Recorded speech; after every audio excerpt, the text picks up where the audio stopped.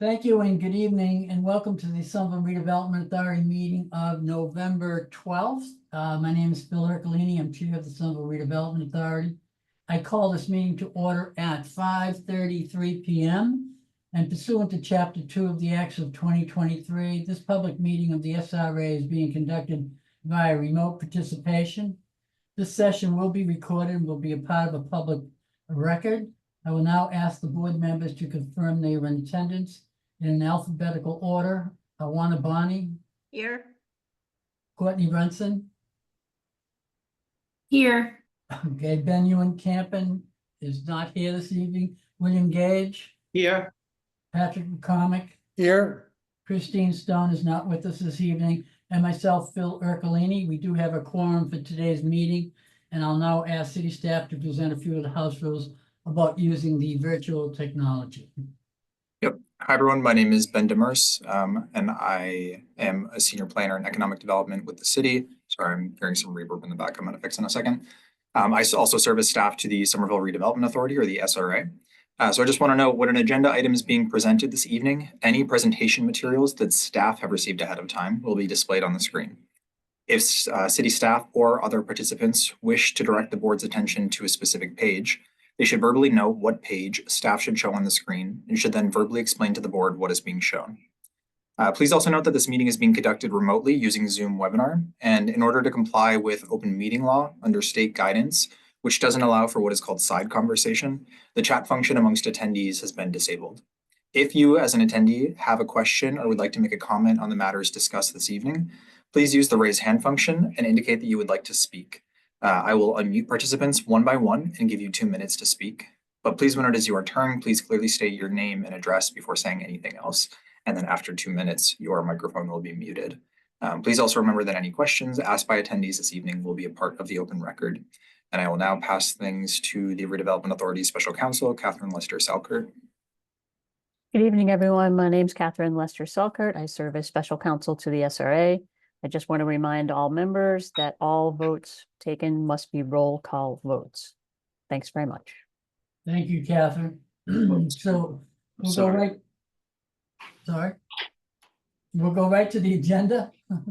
And item number 1 is approval of the October 7th general meeting and October 23rd and November 1st special meeting minutes. Any comments on those minutes and any errors or errata? Seeing none. Patrick?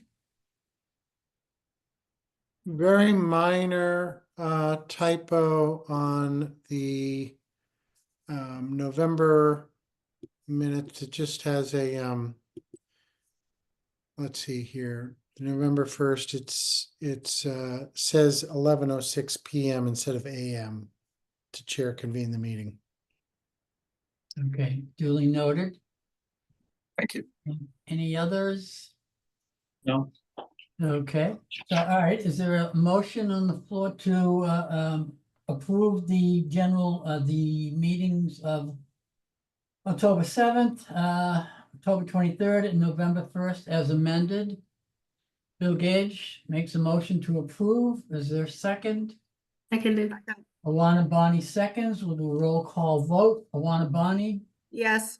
Courtney Brunson, Yes. and Ewan Campen is not here this evening. William Gage, Yes. Patrick McCormick. Yes. Christine Stone is not with us this evening. Phil Ercolini have voted to approve the minutes as amended. The second item on the agenda is a public comment period. Are there any members, Ben, in the public who want to address the SRA at this point in time? Through you, Mr. Chair, there are 2 attendees who are here this evening. Neither has their hand up at the moment, but if we want to give them, 20 Sure. seconds. Yeah. And I'll just also make a note to anybody calling in. Generally, the chair gives us note, but if there are kind of comments with things as they are happening during the minutes or during the items tonight, then generally we can take comment at that time. All right, Ben, thank you for that. The next item on the agenda is item number 3, which is considerations of urban renewal in Gilman Square. And we have firstly staff introduction.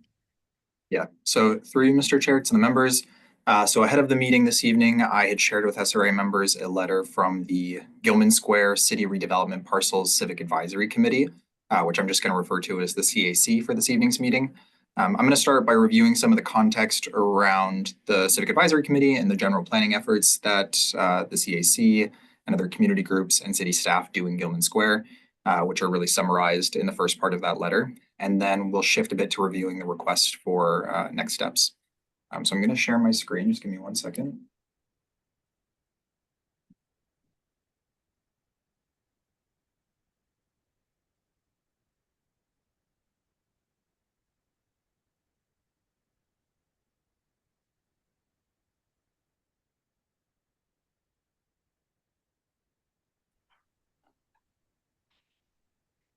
Okay, can everyone see this? Yes. And I'll present for around 10 to 12 minutes probably, and then shift things over to discussion. So when we refer to Gilman Square, we're generally talking about this area that's about 5 to 10 minutes, a 5 to 10 minute walk shed around the intersection of Medford Street, School Street, and Marshall Street in Somerville. So just to give you a bit more of an orientation to this map, so this bottom line of the yellow area is Highland, City Hall is around here. This is the Gilman T station, and then this street here is Medford. Going further east is Pearl. This is Marshall. So we're really talking about this area marked on the map near the T station. So it's roughly the area between, I would say, kind of Broadway and Highland from Central to McGrath. It has a lot of overlap with sort of the southern Winter Hill neighborhood. When the MBTA announced that this area would become the location of a new Green Line extension station, the city created what is called a small area plan, or SAP, for the area. And this was adopted by the Somerville City Council in 2014. This plan laid out a vision for both public and private investment around the station that really was meant to create more mixed-use development, but still complement the existing historic commercial buildings in the area. And I'll note that at the time, the plan envisioned a station that would open directly onto that intersection of Medford, Pearl, and Marshall that I was mentioning, which was later amended because of funding constraints. So that just kind of gives a little bit of context. This was the plan at the time of, why there's a lot of focus, I think, around that particular intersection. If y'all have been to the Gilman Square T station, you know that there's not a head house on the northern side of the tracks that opens directly onto Medford. Instead, you have exits onto School Street and onto the community path. So as part of this, the plan had identified several prominent parcels for redevelopment that were either city or privately owned that could be redeveloped. And so the city lots included a triangular green space at the intersection of Medford Street and Pearl Street, which is known colloquially as the Gilman Triangle. And so that's the point shown in pink here. And just to orient us again, this is Medford Street. You have School Street that's not marked, but is here on the west. And then you have Pearl Street, which comes here. And then the second city-owned parcel that you have is 350 Medford Street, which is known colloquially as the Homan's Lot because of a building that used to sit on the site that was demolished in 2019 to create space for construction laydown for the MBTA as the station was built. The MBTA returned the site to the city in May of 2023, and it's now used for a combination of overflow parking for Somerville High School teachers, storage for the Department of Public Works, and then a temporary open space that the Economic Development Division created this past summer using ARPA funding. And then, although not a current city landholding, the small area plan also considered combined redevelopment of 350 Medford Street with an adjacent mobile gas station at 360 Medford Street, which was at the intersection, or is at the intersection of Medford and School Streets.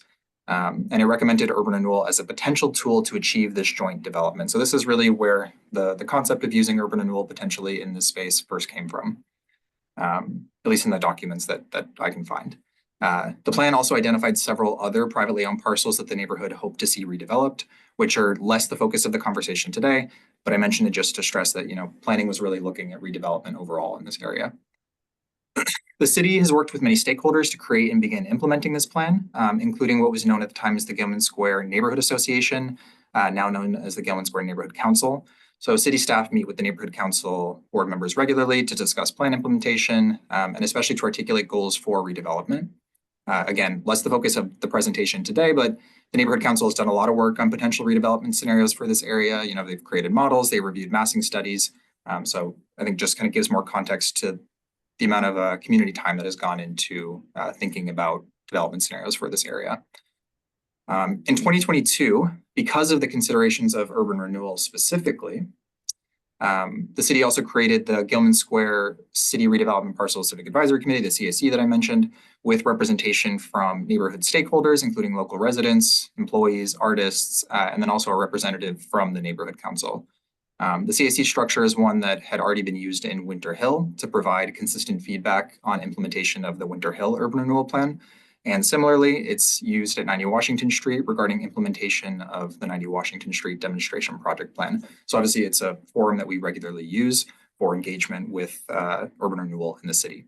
I do want to note though, the somewhat unique position that this CAC is in relation to those other two that I referenced.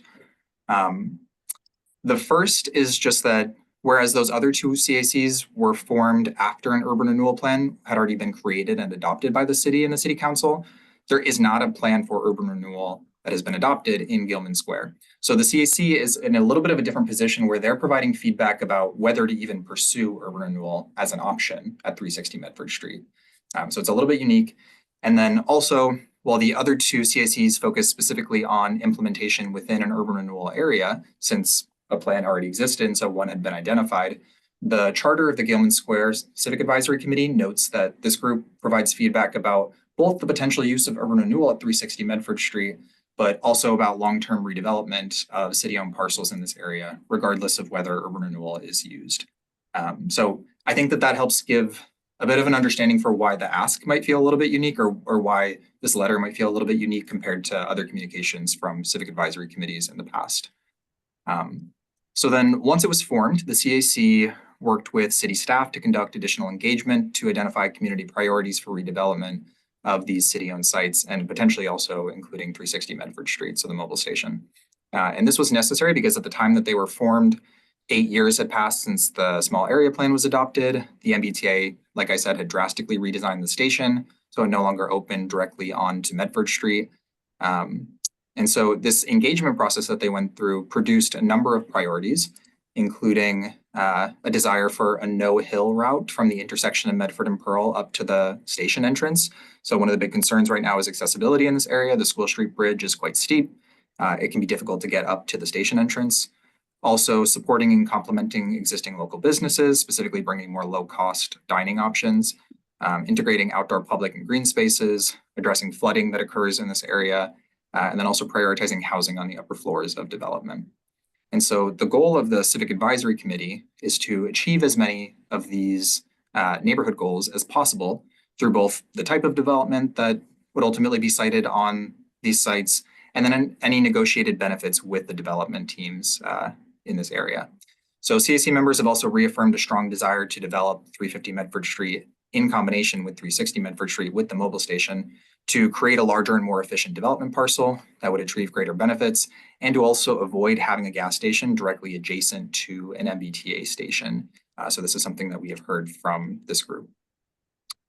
At this moment, while the Civic Advisory Committee does continue to meet, planning for the redevelopment of the city-owned parcels has paused, while city staff are creating a strategy for the disposition of sort of all underutilized city land holdings, which was sparked by a number of infrastructure needs in recent years, including most recently the Winter Hill School incident in June 2023.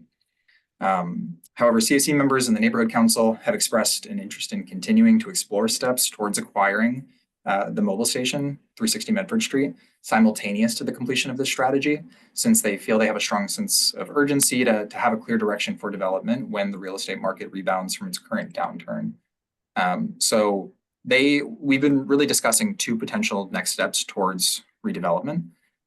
So one is pursuing urban renewal for the mobile station, which could also spark discussions of whether other sites should be included in an urban renewal area in Gilman Square. There's a lot more discussion to be had here. And then the other is to explore alternative methods for incentivizing joint development of 350 and 360 Medford Street. So for instance, when we spoke about this at the beginning of this year with Redevelopment Authority members, Member Stone, who's not here this evening, mentioned that we could also offer different types of financial or time incentives for a respondent who is interested in developing 350 Medford Street, so the city-owned parcel, to also purchase the adjacent lot. So there are other strategies that we have. Some planning around those could still be done in the meantime, but they obviously sort of require the city to have a clear direction for 350 Medford Street, which will come at the end of that disposition strategy. But given that one of those options includes urban renewal, staff thought that this was an appropriate moment to check in with SRA members. This letter is really meant to capture a lot of the work that has been done by CAC members up until this point. If there is interest from SRA members in moving forward with an option that includes urban renewal or exploring that option further, staff would start to put together a timeline for engagement to get additional community feedback and potentially, as I mentioned, draft an urban renewal plan. We could also potentially organize a tour for SRA members in the coming month or months to get acquainted with the area. But then also, if there is not a strong interest in pursuing urban renewal in this area, I think generally CAC members would also like some sense of that from SRA members if they are inclined to give one, just to give a little bit more certainty to that process. So that's a lot of me presenting. I want to shift things over to hear sort of initial reactions from SRA members. I know we've talked about this a bit in the past, but also curious if there are other questions that people would like answered. Thank you, Ben. I'm going to open it up to members here. Patrick, you raised your hand. Yes, thanks, Ben. And I know we touched on this through you, Mr. Chair, touched on this previously, but has there been any engagement with the owner of the property? I'm still unclear as to intent, interest, etc. Yeah, so we've had some conversations, and I'll ask Rachel to also provide a little more context on this, but we've had some conversations with the current owner of the mobile station. There has been some interest in selling in the past, but I think that they've also been looking to see they've also been curious about next steps from the city and intentions in this area around whether the goal from the city's end is also joint development of their parcel with this adjacent parcel. But they are still they very much have the right to put forward a development proposal for their own parcel. But I guess if they're interested in selling, why does it matter what comes next?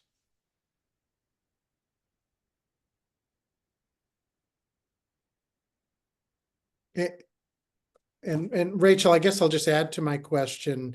Do we have a sense, and we may have touched on this too, do we have a sense of the cost, given that it is a gas station and may have some implications in terms of toxic cleanup?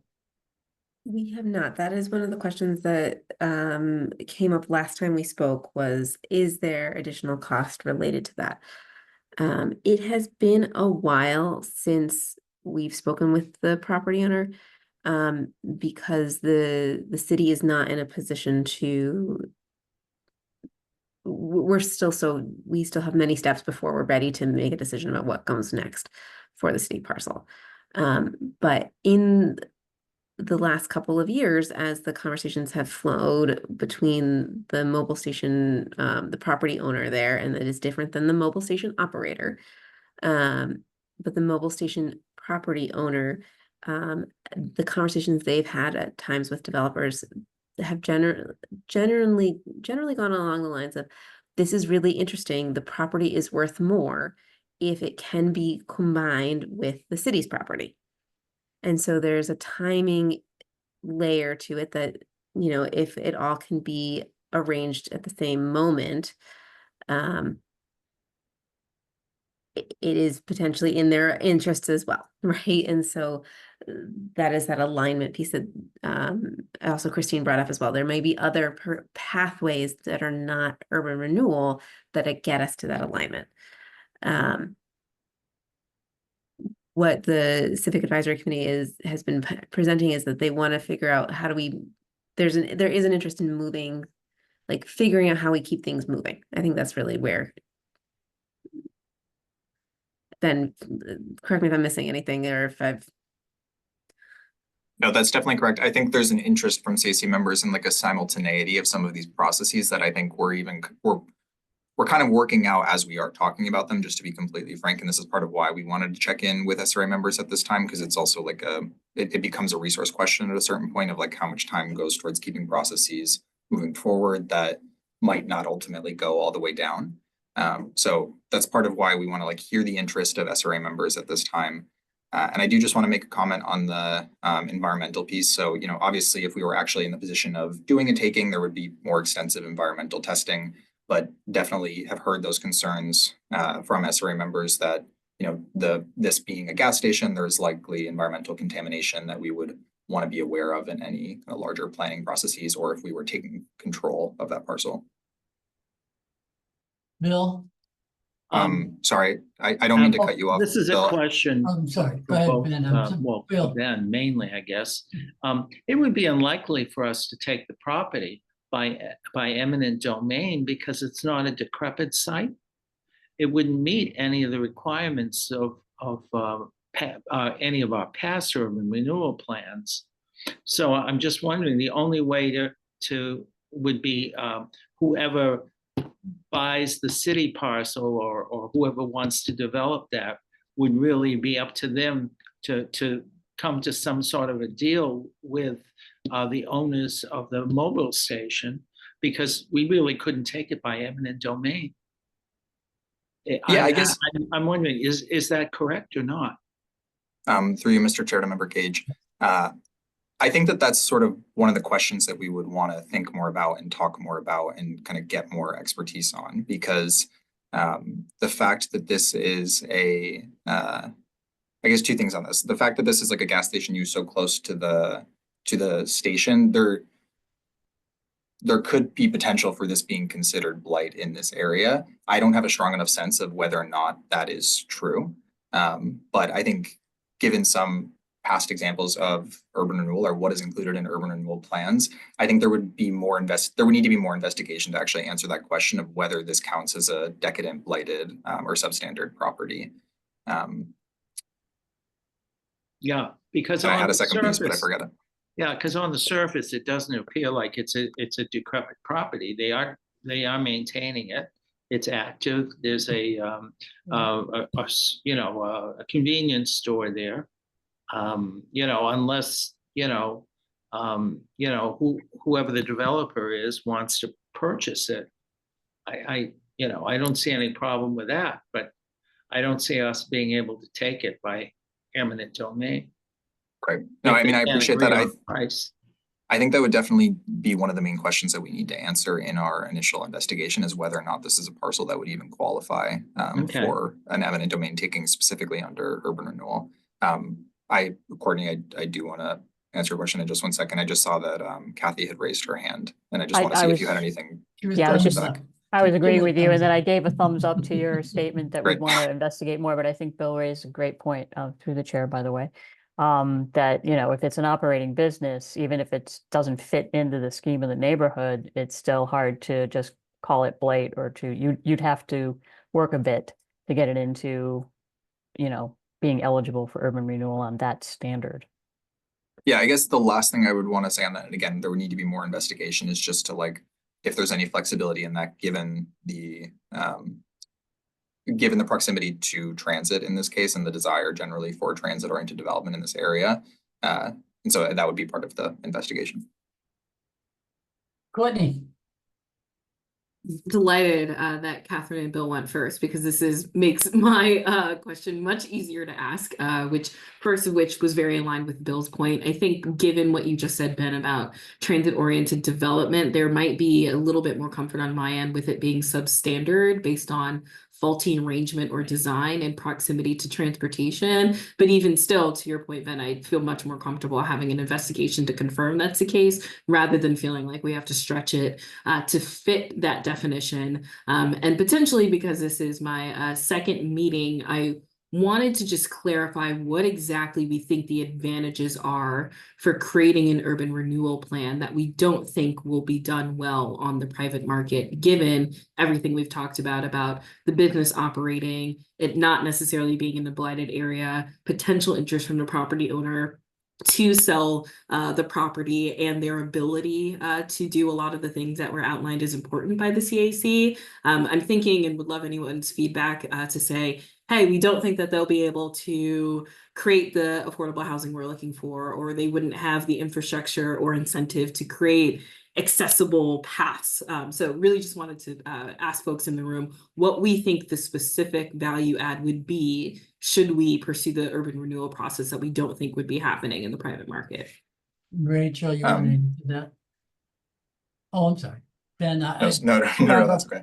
Then go Jump ahead. in. Sure. Yeah, let me just make 2 quick points and then hand things over to Rachel. I guess 2 points on that. The way that we have discussed it with CAC members is the first being that it would provide more certainty to the process. So I think, we have discussed incentives that could be included in a request for proposals for development at this site, or encouraging the respondent to also seek to purchase the mobile station. But urban renewal just provides more certainty in that process ultimately, if it's a site that we have identified is eligible for a taking. And so it provides a bit more accountability in that way. So it provides more certainty, and the second piece being accountability, in that it generally, when we're doing a development partnership through the Redevelopment Authority, we have a land disposition agreement with the developer that kind of requires things within a certain amount of time. So I do think it might also provide a higher level of accountability, although some of these things could also be included in an RFP from the city with whichever development. And I was just partner about to was say, selected. do you mean like certainty and making sure that they actually build on the timing we want them to build, what they're building, Build on the feedback, that type of certainty and accountability? Right. Sorry to cut you off there. No. I think in the accountability, that, like, yes, on those accountability pieces, the certainty, I primarily mean ensuring that they would be able to actually purchase the site. Sorry, that we would be able to include both sites together. Because in the scenario in which we're encouraging the purchase of the site, there is still a chance that that doesn't lead to the parcels being developed together. Got it. Thank you. Rachel, did you want to jump in on that? Yeah, the other layer that just sort of like backing up there's some of the interest in that joint redevelopment ties to some of the infrastructure challenges of this location. That accessibility piece is a hard layer to untangle. One of the things that has been pointed out is like School Street is steep, and the School Street Bridge is steep. What's been challenging is that how you get folks from the bottom of the hill to the station entrance location at the top of the School Street Bridge is very complicated. And making that an accessible path, like trying to figure out how we get that accessible route through this site, may be easier with this in place. There's also been ideas in the but still that's not a guarantee. Like, I want to be true, like no one really knows how to do this yet because we haven't taken that investigation to its fullest point. And we haven't been able to, the T has not been in a position to talk about it yet, because up until really not that long ago, they were trying to just get the station opened, and then they were trying to fix the tracks. So like they're not in a place yet to be talking about changes to the station at this point. And they might get there soon, but they haven't been to this point in time. Other ideas though in the neighborhood that have been floating for a while have included, hey, it would be great if when we eventually get green space, can there be a pathway from Richdale Ave through that lot to connect folks into the bigger parcel? So like there are some public components that might want to land on that piece of property. And I think that is part of been this tension of wanting to see them happen together. There's a lot of, I think everyone both on the public side and the private side sees the value together. We're down to means and methods at this point, and urban renewal being one of the options that is on the table it's one of the means and methods that could be there. Okay. And just if it's a permissible quick follow-up question, just based on Rachel's point to the chair, is given everything you said, I'm at least inclined, despite the fact that these urban renewal plans take a long time, to investigate or to wait. So I guess my follow-up question is, do we feel like there is any time sensitivity around pursuing this and moving forward with any type of research or planning? Or do we have the benefit of some time to wait and see if we can draft an RFP that reflects some of those considerations, or if there is interest from the buyer to sell the properties together?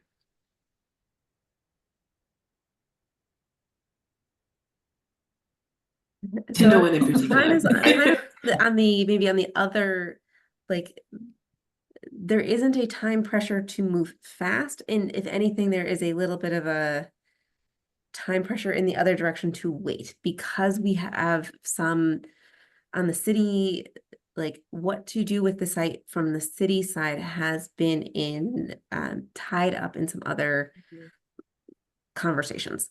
Like what you were talking about with the tea amongst several other things. Exactly. There's a lot of Okay. layers that are still coming together. So there isn't a time pressure from the city's end. I think from the sellers end on the mobile station, they, they've been considering selling the property for a while, but they know they'd love to see that happen jointly with the city because they can see the benefit. They've had those conversations with other property owners. And of course, the neighborhood would love to see this transformation happen. This was, the city's owned the land since the late 90s. It was there was a large building that we didn't have the capacity to do something with. Up until 2019, we took the building down. When we took the building down, it immediately went into the hands of the T. It has actually been pretty active since the building came down. It's been a pretty active site. It was construction yard up until very recently. And then we were able to stand up this temporary open space over the summer. But the neighborhood would love to see, of course, something happen that's on a more permanent basis. So thank you. those are all around. Incredibly comprehensive answer to a very typical question. So thank you. And I just wanted to echo basically what everyone else has been saying, particularly Bill and urban renewal. I'm a little bit sensitive to urban renewal right now. Particularly what's happened in other areas of the city, and it would be probably wise to kind of hold back a little bit, obviously explore alternative methods of redeveloping those sites, but using urban renewal as a tool at this point in time doesn't seem to be prudent, at least from my perspective. So I don't know. I think that's the sentiment of the SRA members. Correct me if I'm wrong on that. And I think the city staff are looking for direction relative to the letter that was sent from Gilman Square. And I appreciate the neighborhood and their sensitivity and their angst in trying to get this site developed. But like everything else that happens, the confluence of many factors impact what happens in the city, not only there, but everyone else in the city. So at any rate, any other comments, questions? So at this point, Sorry, just two things. Through Mr. Chair. One is that Member McCormick has his hand up, but there's also a member of the public if we want to get to them after. Sure. Patrick, do you want to go first, and then we'll open it up to questions from the public, or vice versa? Sure. Through you, Mr. Chair. I mean, I would echo a lot of what you just said. Phil, I think to me, it never hurts to investigate. I don't know how much time and money would be involved, but it certainly seems on the face of it to be pretty aggressive pursuing urban renewal. It does seem, just like Rachel also said, the factors are, we have a neighborhood that would like things to move faster. Totally understandable. Some of us are pretty almost in that neighborhood. And we have a property owner apparently who would like to sell. And now clearly the property owner could sell. Actually, what they want is to maximize their value. And I think the other factor for us to consider is just the state of the market. Because while the T took a slightly different direction and the city has work to do, some of the factors around the property value and selling and also development when we get to it is just the state of the marketplace today versus 5-10 plus years ago. I think, if I'm not mistaken, we saw in Union Square property owners selling to other speculators who could afford to wait for the urban renewal to take or not taking, not eminent domain, but to make more money on property that's in line for development. So I'm imagining there's a little bit of less of that going on right now in the marketplace. So it's a tough situation. I just don't know that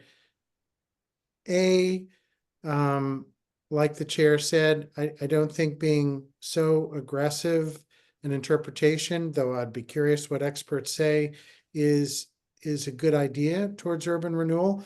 And therefore it might behoove us to start looking more deeply into the alternatives. And B, I wonder if the CAC, as much as they would most like a direct path and for it to happen faster, might also want just a straight answer in terms of, what is realistic to happen next. So I'll leave it there. Thanks. Okay. Any other questions before we open it up to the public? All right, Ben. Right, through Mr. Chair, there's one member of the public with their hand up. I'm gonna attempt to allow them to talk. Eilish, is this working? Yes, thank you. Great. Point of clarification, may I ask questions or only offer statements? You can do either. Okay. So mostly I have questions because I bow to superior experience, but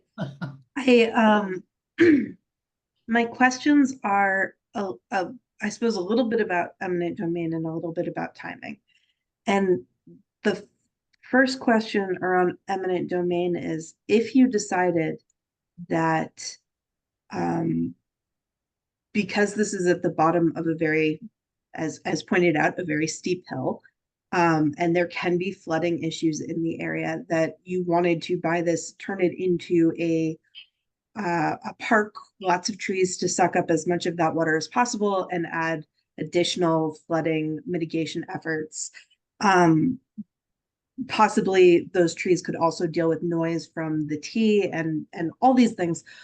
That it really doesn't have to be blighted for that, I wouldn't think, but I don't really know. But then my next question is around kind of the same idea. If you decided to do something like that, we're not really talking about the owner selling to a developer to have this renewed into something different. We're really talking about the city buying it to make basically park space.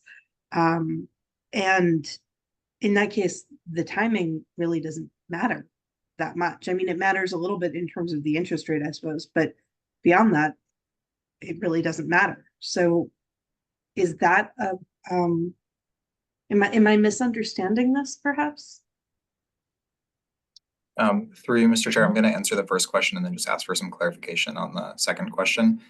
So to answer the first question, so yes, if the city was interested in turning this site into a public park, then that is a public use that there would not be a need for urban renewal for. The city could do an eminent domain taking in that case.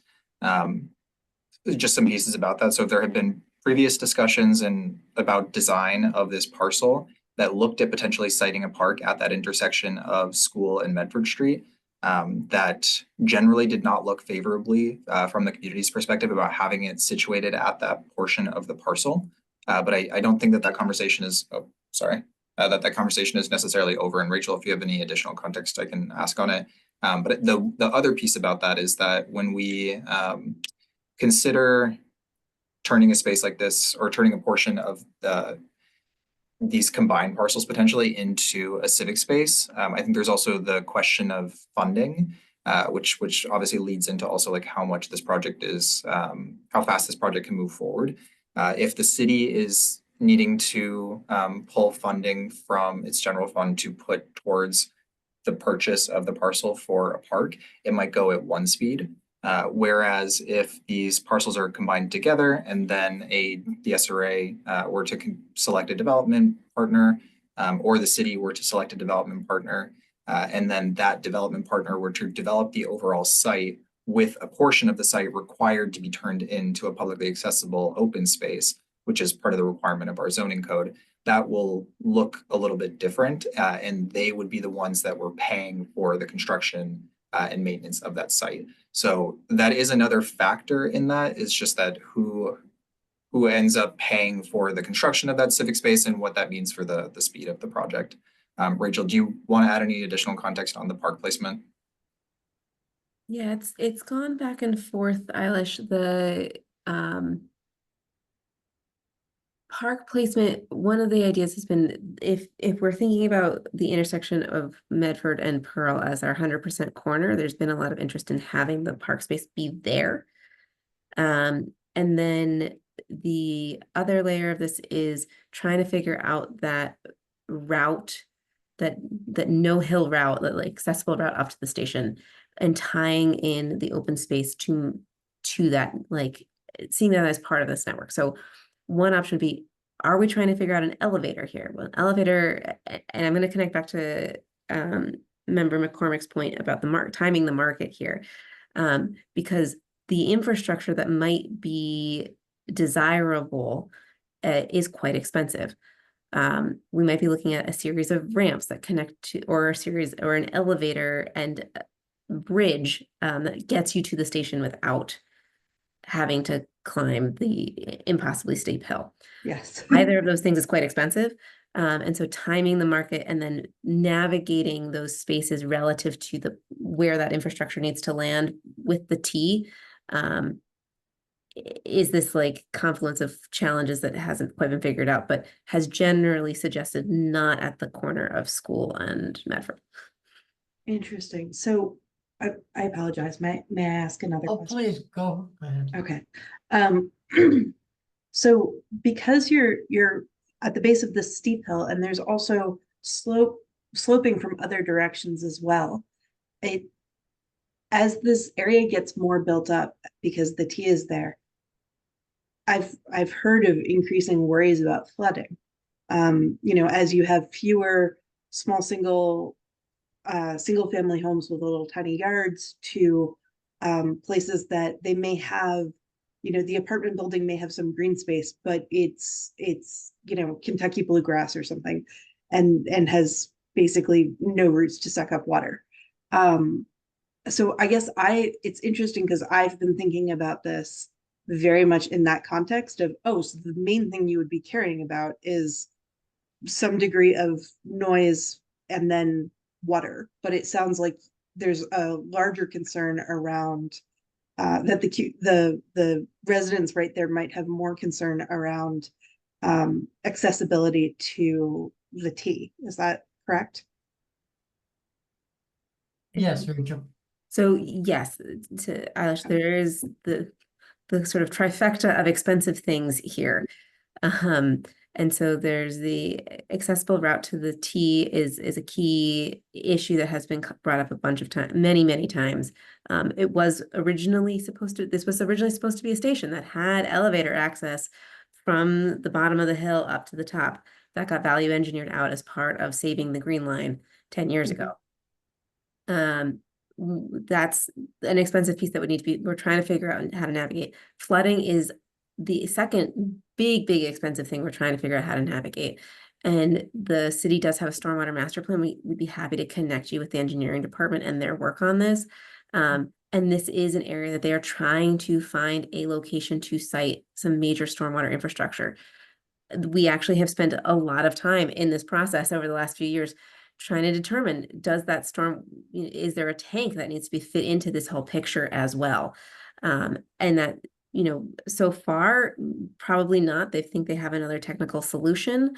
But we're trying to, continues to be priority number 2 that's expensive in the area. And then the third thing is, of course, always how do we be thinking about what is built on this site and the affordability of that space? So community space for nonprofits, and affordable housing. How do we cover the cost of trying to meet those goals alongside these other big ticket items? All of those things lead to right now to a project that is very expensive. If we were to meet every community goal out of this piece of land. So we're trying to navigate that along with all these other layers that are competing for interest in this space that the city owns. Potentially purchasing this land might add to that cost. That's been the trickiness of this project, and I'm trying to say it all out loud. And it is complicated even to just put it into one sentence. Okay, thank you so much for the clarification. Is that it, Alice? Yes, thank you. Okay, thank you. Ben, are there any other members of the public who'd like to address us at this point? There are no other hands up, Mr. Chair, no? Okay, all right, so I guess what the staff was looking for was an indication from the SRA whether we should pursue, number one, urban renewal at this point, and based on what I heard, there is no, at this point in time, no indication that we'd like to go forward with that. Is that correct? Yes. And then secondly, I don't think there's any issues in having the city continue to explore, development, alternatives to that site that to some extent almost, obviates the need for us to be involved at this point in time. But so do we need, Ben, to have a formal vote, Catherine, relative to how we respond to this letter, or is this just an indication to staff that at this point in time, I don't think there's any feelings about going forward with urban renewal? Through you, Mr. Chair, and please, Kathy, step in. I don't think any formal vote is necessary. What we have discussed with the CAC, or what the CAC generally seems to be looking for, is an indication of interest in moving forward with urban renewal to give kind of some sense of a next step for the process, which I believe we have gotten here this evening. But Kathy, if you think it would make more sense to have a vote, please let me know. I just would want to be wary of locking in any decisions about urban renewal that if Right. conditions change at a certain point and we want to come back to that conversation, that it would preclude that. Right, yeah, thanks, Ben. I was through the chair. I was just going to say, you could have a vote that you don't want to do it at this time if they want certainty. What we do has to do with what their expectations are and what they need to hear from us in order to move forward. So if you want to say, but hearing the discussion, however, it's sort of like no one's opposed to investigating it. So if you're investigating alternatives, it could still be part of what you investigate, but it's not necessarily a front burner. Does that make sense? It seems like there was more of a consensus around looking to other alternatives right now, given market conditions and all the complications of trying to use urban renewal. So how do you reduce that to a vote? Yeah. And Well said, Catherine. And going back to what Bill said originally, would that site be even eligible for an urban renewal application? And would the state be interested in approving urban renewal, anything from the city at this point in time? And probably they would hold back a little bit as well. So, Right. So maybe in the minutes, Mr. Chair, you can just address, this is the discussion that we had, this is where they ended up right now.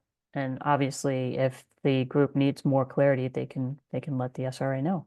okay, well, I think that you'll glean that, Ben, right, from what we've discussed already. So I don't think there's a need to pursue that any further at this point in time. Perfect. And then I apologize. I just wanted to, I'm realizing that I got a note that I did not ask Eilish when you made a comment to provide your address for the record. Can I ask you to unmute and just provide that? Yes, I am so sorry. No, that's okay. My name is Eilish Brown and I live in Union Square. Do you need an exact address? I believe, Yeah. yes, Kathy. I think you Okay. do, unless there's a reason why Somerville doesn't require that, but typically that's what's required. Sure. Okay, 71 Bow Street. Thank you. Neighbor, nice to see you. Nice to meet you. All right, through Mr. Chair, thank you to the members for the discussion. Okay, thanks. Thank you, Ben. So I think without further ado, our next item on the agenda is 90 Washington Street and a request to go into executive session to discuss litigation. So I'll entertain a motion that we do that, and we will re-enter public discussion, the public meeting portion of that at the conclusion of executive session. Is there a motion to do that? Make a motion. Patrick McCon makes a motion to go into executive session. Is there a second? Seconded. Courtney Brunson seconds, so we'll do a roll call vote. Alana Bonnie, Yes.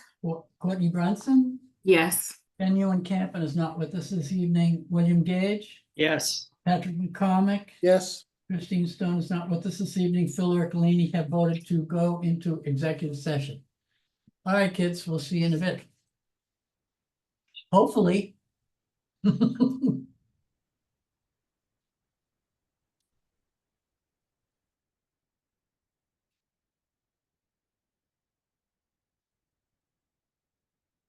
Bill, I'm gonna come help you in a second. Okay. And I'm Courtney, going I to the apologize to Teams. have, yes, and I I will- apologize to have kicked you off last time because it stopped you from rejoining. I won't do that this time.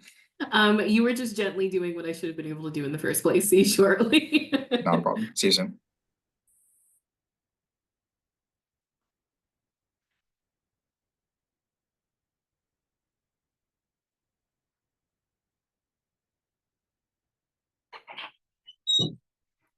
I didn't touch anything because I was afraid that you had this.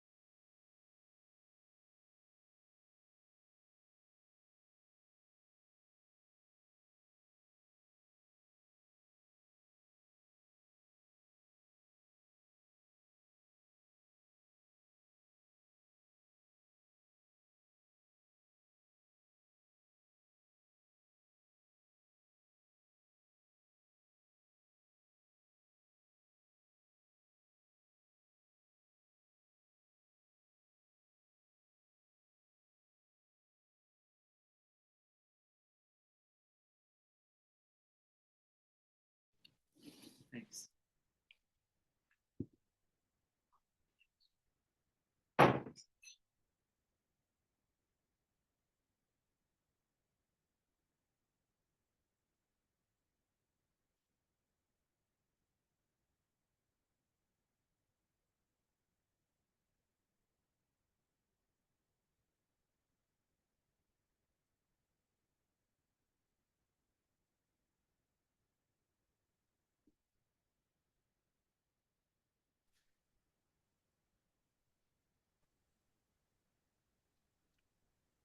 Okay, we're back. We all back? Yep. All right, so the next item on the agenda is any items that have not been reasonably anticipated by the chair. Any of the members? No items. Okay, and the next item is a meeting adjournment, and I think at this point in time, it's 7:06. I'll entertain a motion that we adjourn. Anyone? Patrick McCormick makes a motion, we adjourn. Courtney had her hand, 2 hands raised up. So we'll take a roll call vote. Awana Bonnie, Yes. Courtney Brunson, Yes. anyone campus not with us, William Gage, Yes. Patrick McCormick, Yes. Christine Stone is not with us, and Phil Ercolini have voted to adjourn. All right, we'll see everyone in December. Hopefully, we won't have any other executive sessions before then.